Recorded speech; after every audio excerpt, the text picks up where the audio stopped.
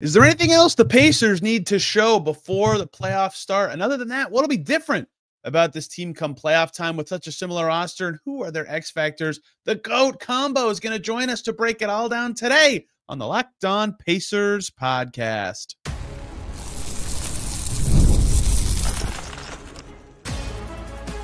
You are Locked On Pacers, your daily Indiana Pacers podcast, part of the Locked On Podcast Network. Your team every day. What up, y'all? Happy Thursday and welcome into another edition of the Locked On Pacers podcast, where we, of course, talk about the Indiana Pacers. As always, my name's Tony East. I cover the team for Forbes. And today, what a fun episode. The last non-post game podcast of the season. Got to be a fun one. Looking ahead toward the playoffs for the Pacers, asking some questions late in this regular season, including something I asked your Carlisle this week. Is there anything the Pacers need to show or improve on before the playoffs actually start? Good conversation with Combo today from the Combo's Court podcast. He's been on here a few times, former overseas pro. He's the best. Love the way he talks about the game. We've met in person before. It was a good time. And then we also talk about questions about this team because it's so similar to last year. Come playoff time, some X Factory stuff. What'll be different? Anything else Pacers related before the playoffs? It's a really fun conversation. A first day in the official Locked On Pacers swagoo. Excited about that. And the Pacers had a very exciting day standings-wise. Our quick standings update, as we're doing every day now before these conversations, because this is the biggest story for the Pacers, is even beyond their own games, what's going on elsewhere.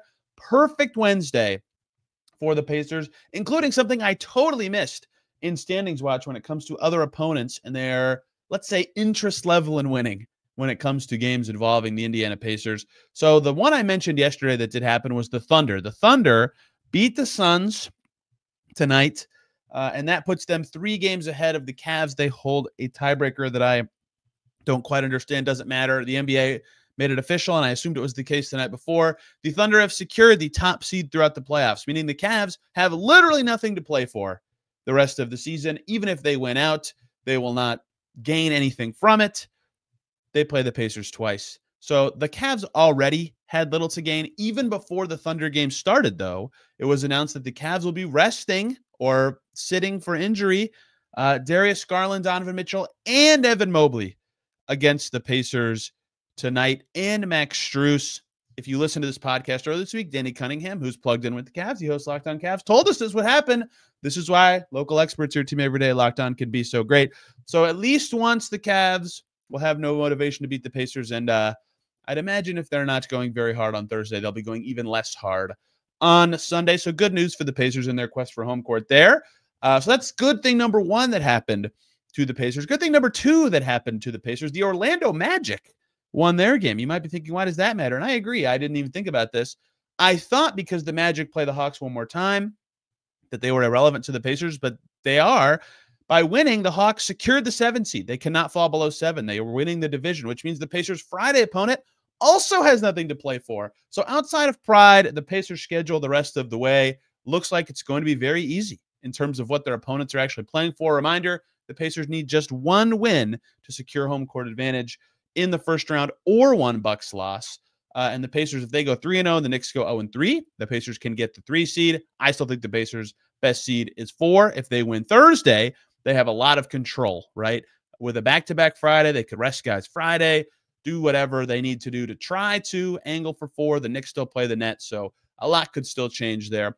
But the other thing that could matter, let's pretend the Pacers trip all over themselves and lose their next 2 games. A big thing that could happen elsewhere, the Knicks appear to be resting some guys. OG Anunoby, Josh Hart, and Mitchell Robinson all out against the Pistons tonight. The Pacers really want the Pistons to win that game because the Pistons need to be trying against the Bucks. That gives the Bucks a chance to lose in one of those 2 games late in the season. So that could open up some possibilities. 1, of the Pacers having a different route to clinching home court, and 2, their first-round opponent not being totally secure if the Pistons can beat the Knicks without some of those guys. Helpful for the Pacers in a big way if the Pistons can win that game, and has 3 seed ramifications. There is your Wednesday night standings watch update. I think basically every bit of news that came out is helpful for the Pacers from Wednesday, but it's easy for them. Just win and answer some playoff questions. Let's talk playoffs with Combo. Joining us now, one of my faves You've heard him many times on this podcast before, and of course, on his own podcast, Combos Court. He's on B-Ball Breakdown all the time, and I believe the only media member who's been in my car before. It's Combo from Combos Court. What's up, man? How are you? Real history, bro. Real history. We've done in-studio shows in Indy, so real stuff, bro. Real stuff. Real. That was a good time. I've never done a studio anything before. Really? Yeah. Have you done it? Nothing since? Nothing before? No. I looked into it after that, and then I just didn't follow through because I'm supposed to be. You know who is following through, Combo? The Pacers, who are winning quite a few games right now as the season winds down. And I asked Rick Carlisle about this 2 games ago, but a lot of coaches sometimes at this point, they're toggling like seeding and like trying to find a few more things before the playoffs.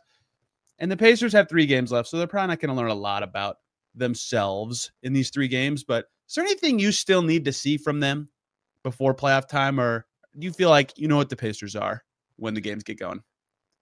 I feel like I talk about with the Knicks too, but it's defense and depth, and it's a second unit. Like, can the second unit be consistent, and can their defense be good enough while playing elite offense, which I think they can. Yeah, the bench part is fascinating, right? Recently, the bench has been better, finally, for the Pacers. McConnell's had some good games. So you think it's been like an unfair narrative? No, it's fair. Pacers It's fans? totally fair. It's totally fair because they were rough for a while, right? From January until late March. I don't think the bench has been like good. Like last year, the bench was awesome. You watched them in the playoffs last year. It's like, oh, they could play these depth guys, and it was great. But like, McConnell's making more shots recently, not as many as last year, but more. Jarris Walker's been with the second unit now. He looks good. I'll be curious what you think of what he could be in the postseason. Mathurin's back, and I think his postseason play is going to be like maybe the most important, besides winning and losing, storyline for the team. And Obi Toppin is playing much better. They changed up not his minutes like per game, but when he gets them and who with, and that's really helped him and the team. And so I don't think that the bench looks like so incredible or like better than last year, but maybe this is just a gut thing. It feels like they're playing a little bit better, and I think that could matter a great deal, even though teams rely a lot less on depth come playoff time. Yeah, and I feel like this team with Mathurin has 6 starters, and I've liked Mathurin, since his days in college with Arizona, and now we will see him in the playoffs because we didn't get to see that last year.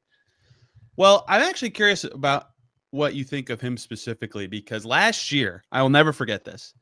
They win Game 7 in the Garden, and Tyrese Haliburton is asked a question about the Pacers playing fast in the playoffs. And he said to the reporter, like, do you think we've slowed down? And the implication was they haven't. They tried to play fast into the playoffs, which is very atypical, and they did. And what makes Mathurin seem like, and I believe this too, he would be a good player come playoff time, is that when the game slows down, that kind of player looks good, right? I think you'd agree with that. Yeah, you're nodding. But if the Pacers try to play fast, like, he's still a good player. He won them games last month. What do you think he's going to show on that stage? Or like, how can that blend work? I think he fits so well in the postseason because when you think of Ben Mathurin, you think of a competitor. And Siakam is the guy when things slow down, you can get him the ball. So you wonder if you need 2 guys like that. But I think you do. I think it's good from a guard perspective, and you have that from a forward perspective with Siakam, because you in the half court, in the playoffs, when the shot clock is winding down, late game situations, you need guys in the half court that get a bucket, no matter how fast you play throughout the course of the game. And I think Ben's competitiveness is going to really help this team, and it's going to give the Pacers something that they didn't have last season in the playoffs. You think there's anything to that it's his first playoffs, or you think his game will translate pretty seamlessly? He strikes me as the guy that's so confident that it won't affect him. I loved his killer instinct since Arizona. I think he had it as a rookie, and I think he's even better this year, in my opinion, when it comes to that instinct. And that's one guy I'm not worried about at all when it comes to playing in the playoffs. Is there anybody you are worried about?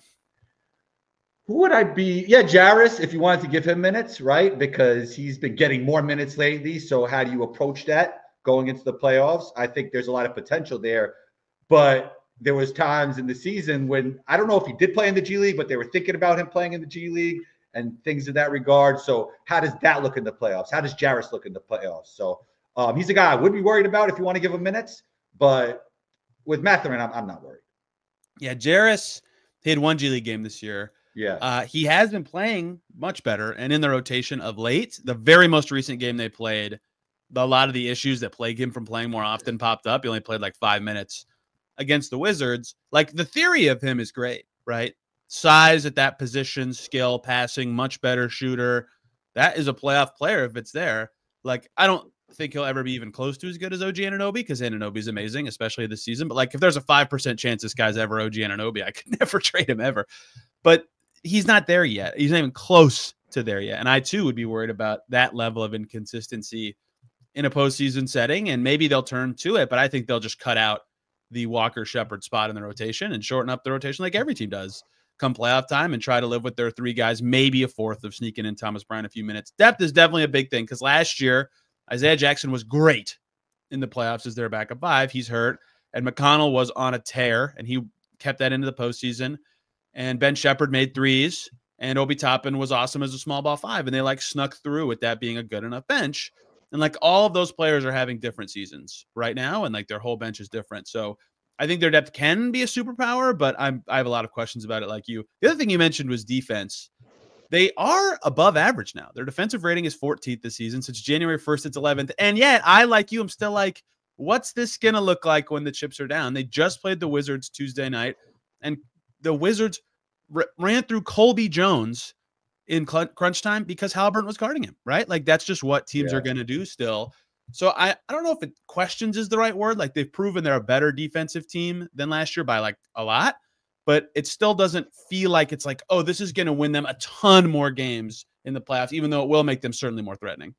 So I'm not the biggest offensive defensive rating guy, but you do like to see, like, it hurts my basketball brain a little bit when a team is not top 10 in both, when you want them to do real damage. Yeah. So it is a little bit concerning. And on top of that, teams really lock in on the offensive side in the playoffs. So attacking mismatches, things in that regard. So you could get a little bit worried about that. Tyrese, as much as I love his game, he's not the greatest defender in the world. Is that something you got to worry about a little bit? So, yeah, I think the defense does have to be better, and it'll be interesting to see how they lock in.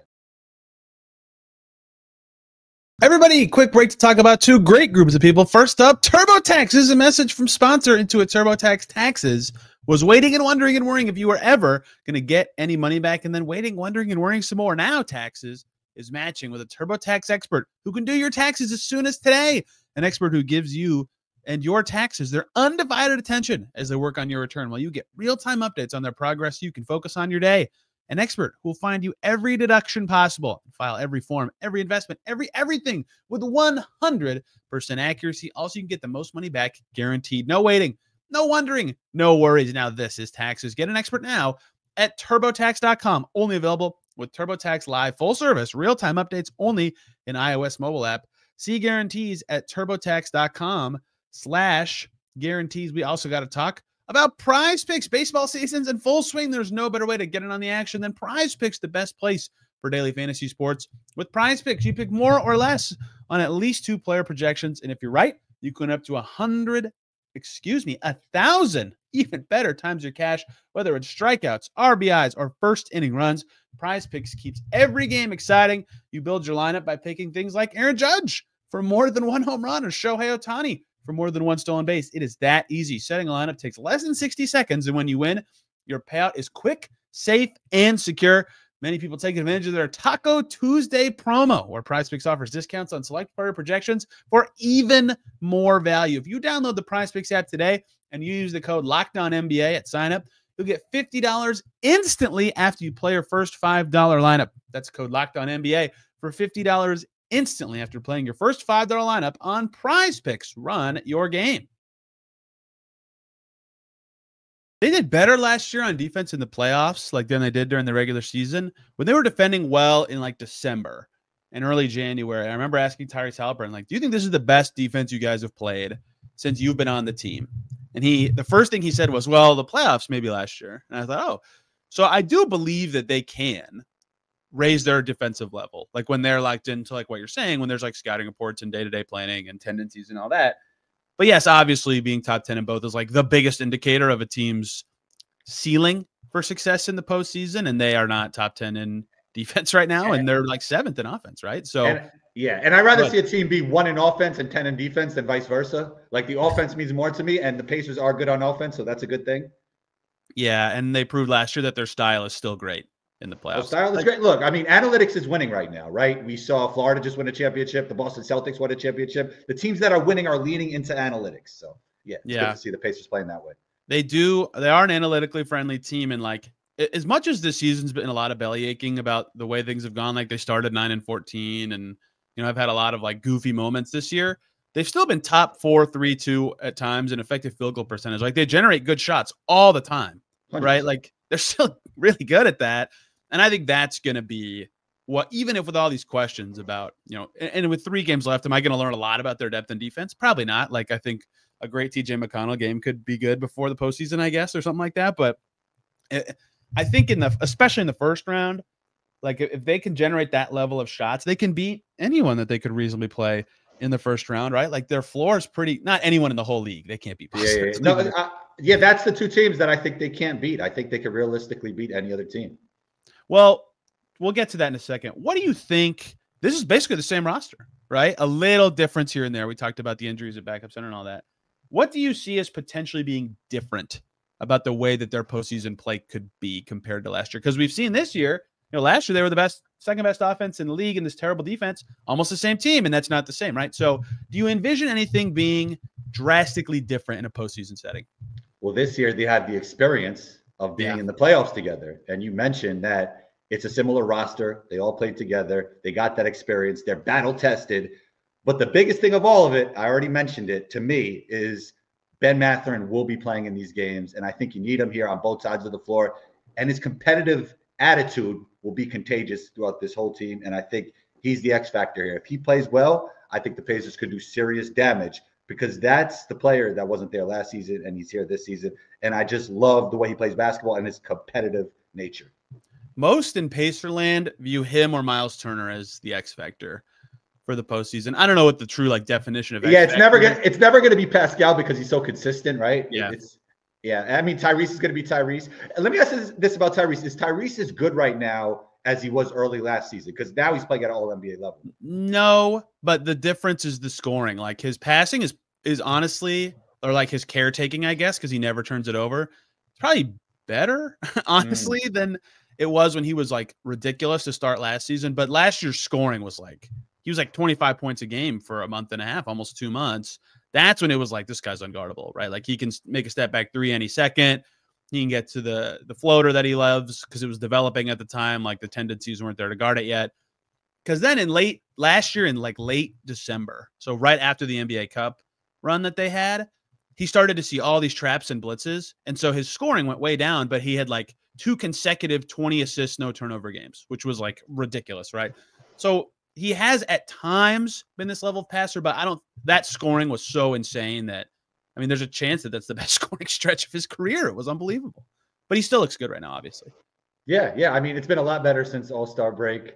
I was worried, like, I don't know, this might be a reach, but I kind of like saw the videos of him outside. It felt like a Harden thing going on or something like that. Like he was like every video I saw of him, he was partying, which look, enjoy your life, but I'm just saying, like, you got to work on your game as well. Hey, let the Olympians be the Olympians, man. They're having a good summer. The Mathurin part's interesting, but the reason I bring up the X Factor thing, I don't know what people's definition of X Factor is. When I hear it, I think of like the non-star player who could swing a series, right? Like obviously Haliburton could be an X Factor. He has the ball so much that if he stinks in a game, they're probably going to lose. So Mathurin has that, just like if we're screwed for 5 minutes for some reason, we could just dump this guy the ball and some good things could happen. And the competitiveness will certainly be contagious. Last year, I think the contagious competitiveness came from like Nembhard and Nesmith, and Siakam's off-court stuff was, kind of seeped into everybody. So if Mathurin can be good in those kind of settings where they just like don't have an answer for a little bit, that would be huge. The other thing about Myles Turner is like when he's making threes, it makes teams, and that's so obvious, like everybody making threes is important. But when he specifically is making threes, because of how often he gets open, it just changes the way you defend the Pacers. Like the Bucks in the first round are like, crap, we thought we were going to be able to put Bobby Portis on him. We can't. We have to switch up how we're going to do this. And some of that was Siakam obviously going insane. The Knicks in the second round tried the same stuff. Well, let's try Josh Hart on this guy. Let's try this. It's like they were just trying to be clever because of what these guys are good at. And if Turner makes threes, you have to reconsider who's guarding him, and it makes someone else's life easier. Aaron Nesmith goes crazy in Game 7, they win. So that's like kind of dumb, but I always think if Turner just makes his threes, he is the X factor, even though it very easily could be Mathurin just being a factor that they did not have at all last year. I think what you're saying is Myles Turner makes them very unique when he's playing well. Kind of how Porzingis, we saw him last night versus the Knicks. He makes them very unique. And then when I'm thinking about OKC, if Chet is playing, if Chet is healthy, he makes them unique. So Myles Turner to the Pacers is like Porzingis to the Celtics and Chet to OKC. I agree with that. And like Porzingis changed that game, right? Cat is not, Cat's not great at guarding out like that all the time. And so, honestly, everybody was talking about the return of Mitch, and yes, he raises their defensive floor, but I don't think that does much against, not to make this into a Knicks Celtics podcast, but I don't think Mitch makes that much of a difference if Porzingis is hitting threes. So I thought the Mitch difference would be if they played him with Cat, and they've barely done that at all, right? So yeah. All right, but back to the Pacers. Too much. All right. Yes. So that of course is the biggest difference is Mathurin. I think the fact that they, every team, even if it's the same players, takes on a new life, right? Like the Celtics are almost the same team as last year, but they're viewed differently. One, because they won a championship, and two, because Tatum has been awesome this season, right? So people view them differently, and they have a different level of respect. If you run it, the Cavs have almost the same roster. Obviously, they're viewed very differently. Every season still takes on a new life. And so, yes, I believe in the Pacers' playoff plan because I saw it last year in person. But I wonder what will look different, whether that's just because Ben Mathurin is playing. And I do believe that his game can translate well to the playoffs, especially because the Bucks are maybe the team he's had the most individual success against of any one opponent in the league. And that looks by far like the most likely first-round opponent for the Pacers. They have better than last year perimeter defenders, but not great. And because his on-ball defense when he's locked in is really solid. So that's one thing. And then just in general, if their defense is actually okay, last year it was good in the playoffs, but it was still 12th out of the 16 teams. If they get to 8th or 7th, they can actually win a game where they don't score 120. Last year in the playoffs, they had to get pretty close to that, which they did all the time. That would be huge for them as well. They never won stinker offensive games last year in the playoffs. I don't think that will be how they win many games, but the fact that it's even possible opens up a lot for them. And Nesmith has been better this year, right? He's been awesome recently. Yeah, I mean, what is he, 50-40, hovering around 50-40-90, and then some of the 16 numbers. 16 points a game for the last 2 months. Yeah. Yeah, and then a lot of the numbers with him and Haliburton shows they're one of the deadliest duos in the NBA. Yeah. So that's going to be important because you want him on the floor when it comes to defense, and this team desperately needs defense. One more break here, guys. Let's talk about DoorDash. NBA fans, get ready. They swoosh. You save thanks to Dash Pass. Every time a player drops 50 or more points in a game, you score a huge deal the next day. It is simple. When any player scores 50 or more in a game during the 24-25 NBA regular season, Dash Pass members get 50% off an order, up to $10 off the next day from noon to midnight. After an epic 50-point performance, celebrate by ordering wings, pizza, or burgers from your favorite spot delivered straight to your door, whether you're staying up watching highlights or just need a midnight snack. Use Dash Pass to grab something delicious while saving big. A quick and easy lunch the next day? Dash Pass, you get your favorite meals with $0 delivery fees and reduced service fees. Plus, now you save even more with this exclusive NBA offer. And if you're planning to catch the next game, order your to-go snacks and meals at a discount and get ready for more high-scoring action. Sign up for Dash Pass, get ready to save. When any player scores 50 or more in a game, like Steph Curry did recently, Dash Pass members get 50% off an order the next day, up to $10 off. Just use promo code NBA50 from noon to midnight after a 50-point game on eligible orders at participating merchants. Must have an active Dash Pass account. Terms apply. Visit DoorDash to learn more. And last year, Nesmith missed a bunch of threes in the playoffs. Not problematic to play him because his defense is still good. Putting him on Brunson was a huge change. But being more comfortable in his shooting, I think, would also help because Carlisle views him and Mathurin, now that Nesmith scores this, is like a 1-2 offensive punch. I don't think anyone thinks of Nesmith at that level, but they probably should. He's been doing that for a bit with this continuous ascent. So I'll be fascinated to see what he looks like in the setting. And Nembhard's shot has been worse this year. That's kind of the opposite thing, even though his defense has been better, significantly improved on defense. But in the playoffs, it's just different, right? So those two are always important, but the fact that they can guard means they're just going to play a ton for the Pacers, pretty much regardless of if they're making shots or not. And Nembhard has a lot of experience. He's been known to hit tough shots, even step back bank shots to win games and stuff like that. So it's gonna. I'm not worried about him. He's not an X factor. He always plays well when I watch him play in big games.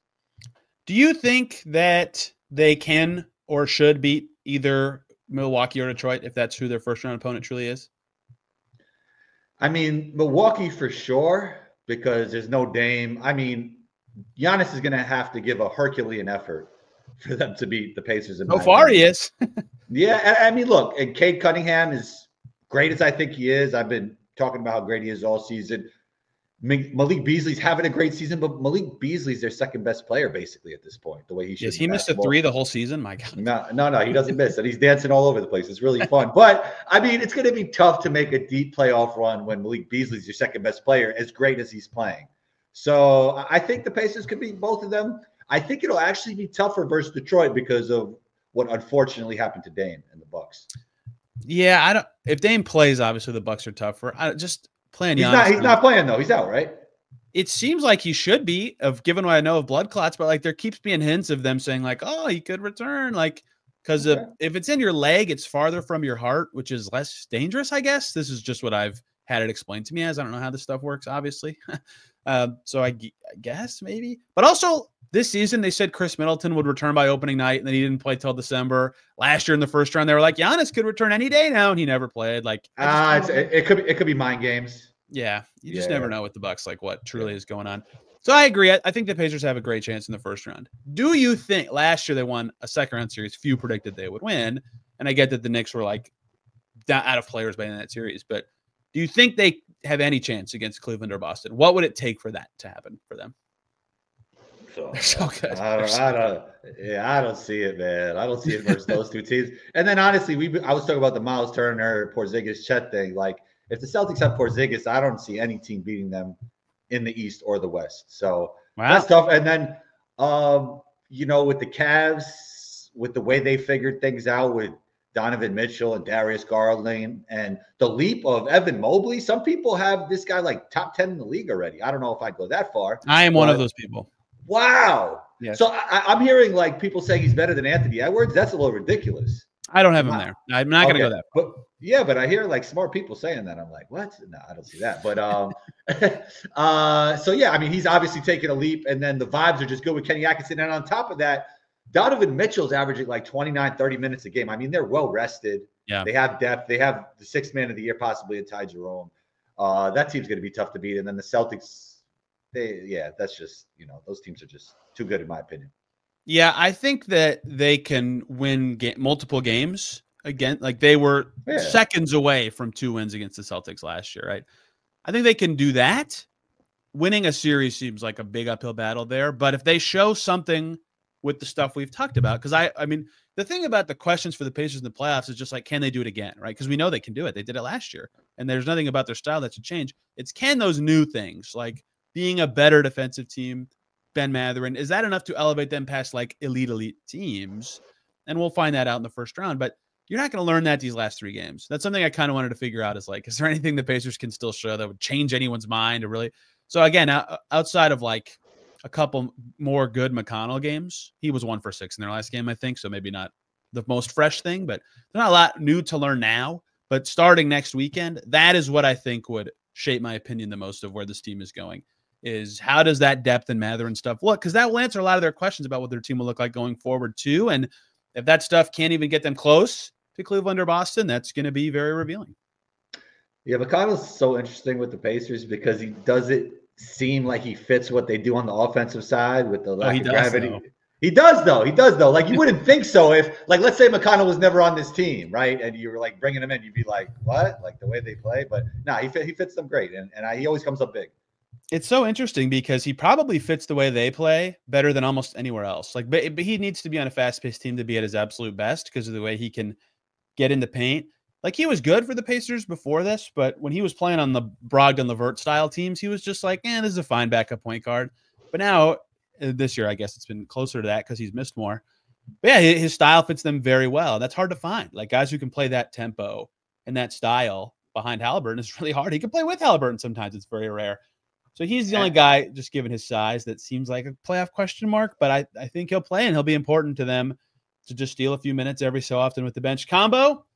This was great, even though we had what a tech disaster in the middle there. Thankfully, no one will know thanks to the power of editing. You talk about every team all the time. One of my faves. Where can people find you, the stuff you have to say? Combos Court, wherever you listen to podcasts, B-Ball Breakdown. I do a whole bunch of different shows. You can catch that on Instagram at 12 Combo. That's ONETWOCOMBO. And you could catch me occasionally on Locked On Pacers. Oh, yeah. Almost twice a season. Did you actually have a move that you were so good at that was your 1-2 combo that led to this name, or did you just pick it? I was versatile. I was like of the Luka Doncic, Cade Cunningham mold. Not to toot my own horn. No, I was like a positionless playmaker. I played the 1, 2, and 3. So yeah, I did a little. Where was your favorite country you played in? I never asked you. Denmark. Denmark was my favorite country.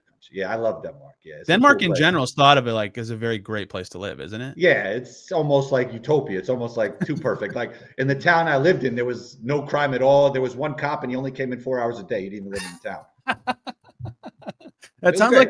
It sounds like a children's TV show. No, 100%. Yeah, it was crazy. It was like, this is too good to be true. I mean, the days are short sometimes and it's cold, but besides that, awesome place. I got to get out to Europe at some point. Pacers tonight against the Cavs. We'll see who's playing for both of those teams.